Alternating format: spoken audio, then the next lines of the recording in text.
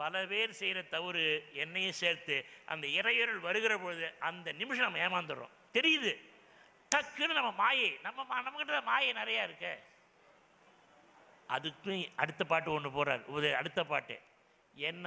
அந்த பாட்டு எப்படி முடிக்குது? முதல் பாட்டு எப்படி? விண்ணின்றிழிந்து வினைக்கீடாய் மெய்கொண்டு தன்னென்ற தாளை தலைக்கு காவல் வைத்து உள் நின்று உருக்கி ஒப்பில ஆனந்தம் கன்று காட்டி களிம்பருத்தானே அந்தாதி. அடுத்த பாட்டு களிம்பருத்தான் எங்கள் கண்ணுதல் நந்தி. அடுத்த இறைவன் நமக்கு உதவி செய்கிறாராம். அப்படியாப்பா, நீ ரொம்ப என் மேலே அன்பு வச்சிருக்கியா, பக்தி வச்சிருக்கியா, இந்தா களிம்பருத்தான் எங்கள் கண்ணுதல் நந்தி களிம்பருத்தான் அருட்கண் விழிப்புத்து களிம்பு அணுகாத கதிரொளி காட்டி பளிங்கில் பவளம் பதித்தான் பதிய. பளிங்குன்னா சோறுமா, பவளம்னா எங்கள் அம்மா. பளிங்கில் பவளம் அம்மையப்பர் பதித்தான் பதியே.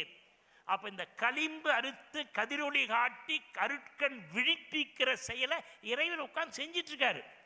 நாம் கவனிக்கிறதே இல்லை. நம்ம தான் ஓடுறோமே, சாப்பாடு கிடைக்குமா, அது கிடைக்குமா, இது கிடைக்குமா, வீடு வாங்கலாமா, புகழ் கிடைக்குமா, மாலை கிடைக்குமா, மரியாதை கிடைக்குமா, நம்மளை 4 பேர் பாராட்டுவாங்களா, விருது கிடைக்குமா, அது கிடைக்குமா, இது கிடைக்குமா. அப்பா அப்பா அப்பா அப்பா காலைல விழித்து எழுந்ததுலேருந்து தூங்குற வரைக்கும் மற்றவங்களை பற்றி சிந்திக்கிறமே தவிர புறத்தில் ஓடுறதை தவிர ஒரு 10 நிமிஷம் அகத்துக்குள்ளே போனால் அருட்கண் விழிப்புத்து களிம்பு அணுகா கதிரொளி காட்டுவதை பார்க்கலாமே.